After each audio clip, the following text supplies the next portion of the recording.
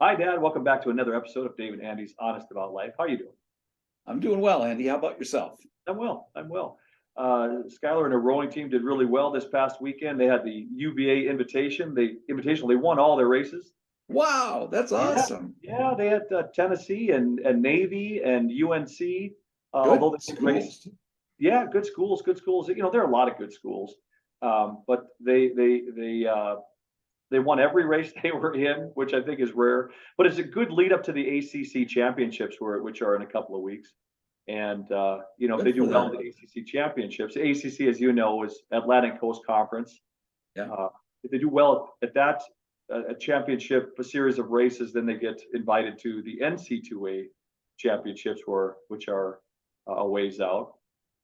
And we're obviously very excited about Skylar. I think I shared this with you that I think I sent you a text about it. She was invited to I go. I saw that. That is so cool, Andy. Isn't that cool? Being born club-footed, she qualifies for the Paralympics, and but to get there, you have to one make the team. Two, you have to do well in worlds, U.S. Rowing World Championships, which are in Belgrade, Serbia, and Wow. then yeah, and then you have Paris in 2024. So we are excited about her opportunities and so proud of her. Yeah, that is so cool, Andy. I'm proud of her as well. Proud grandpa. Thank you for saying that. Thanks, Dad. So I reached out to your sister Lorraine, and I asked her to share. Oh, that's trouble. I asked her to share with. Kidding, Lorraine. She loves you dearly, and every time we talk about it, a smile comes to her face. But I said, can you just give me a story or two from when dear old Dad was a young kid, young boy. And she said in particular, and you might remember, she says when Dave was about 5, she was helping you. She helps you bundle up like in the winter, and she said she would dress you up in a coat and a scarf and all this, and eventually, it sounds to me like she said her words, you would look like a little girl. Yeah. She liked to, yeah. If I would have let her, she would have put makeup on me and lipstick and all kinds of stuff. But You were a little doll, right? yeah, yeah. Oh, my sister. Yeah. Yes, she So she used to do says that. you had the cutest little dimples and a precious smile, and Oh boy.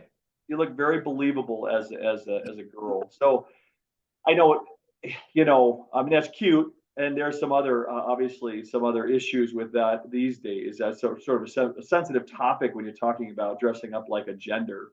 Yeah. So we got to be very very careful about that. But um, I wonder how the freedoms of that and the conversations that we're having about it, how we have to be so careful.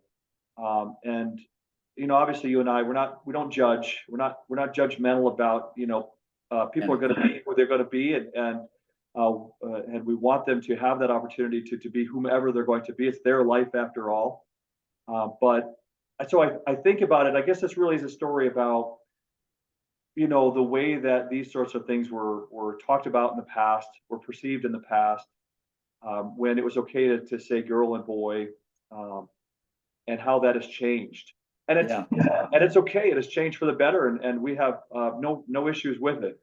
But when Lorraine was telling me this story, and I was imagining how cute you were at 5, and she was bundling you up and taking care of you, because you can imagine she's your older sister, right?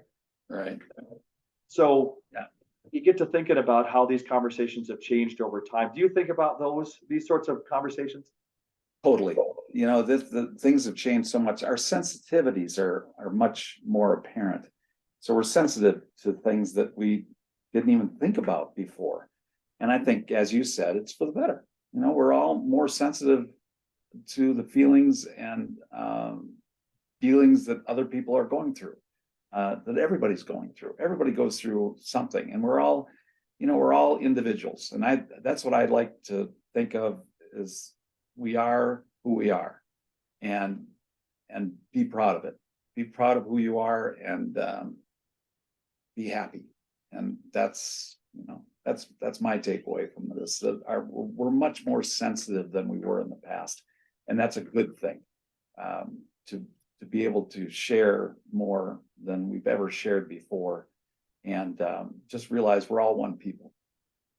Oh, that's great. That's great. Appreciate that very much. You're willing to say that. And someone like yourself, who's been in the public eye for so long, really, you've done a great job of including everyone in the conversation. But at the same time, being very careful about what you say, because you can imagine, and I'll put it like this: you have kept your nose clean for 40 plus years because you could, because people listen to what you say. You might be out at a restaurant, you might be out in public, you might be at the state fair. You used to give the weather for 12 days of the state fair in Minnesota. You did that for 40 plus years, and you could get caught saying something that was not inclusive, that was derogatory, that was negative, et cetera, and that would have been amplified, and that would have been talked about. And I don't remember any of those stories, Dad. No, I'm very blessed that, you know, that I had the opportunity to speak and kind of give voices to people maybe that didn't have a loud voice. And I just feel blessed that I was able to do it for that long. And as you said, keep my nose clean, but it's a blessing.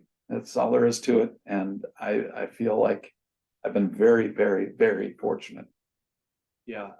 And at times, even we're having conversations with members of our own community here in Virginia, and you find yourself talking about a comedian who comedians are, that's what they just get paid to be funny, right?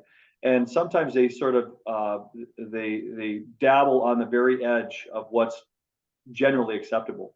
So you find yourself talking about something that was funny, and you realize, you know what, I might be in mixed company. I might be in a situation where somebody's going to be offended by that particular comic, and that's so. At times, you wonder, you worry: are we too sensitive, and are we being judged because of something that we found funny, where something might not have been found funny by someone else within earshot of the conversation. You follow me?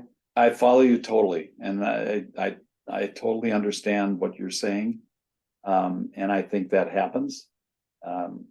Now that I've gotten away from weather, I'm giving talks at different places, and I realize that there are some sensitive topics out there that need to be talked about, but talked about in an inclusive way.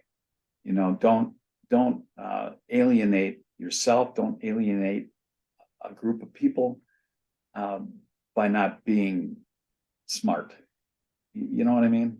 I'm not saying I'm smart. I'm not smart, but I just think that there are great opportunities to include everyone, and that's where I guess I'm coming from. I appreciate that about you, Dad. I do. All right, so let's end this session there. And as always, it's wonderful to hear your perspectives, and thank you for sharing with me. Thank you so much, and until next time, love you. I love you, and I can't wait until next time, buddy. We'll see you later, pal. Bye, bye, Dad.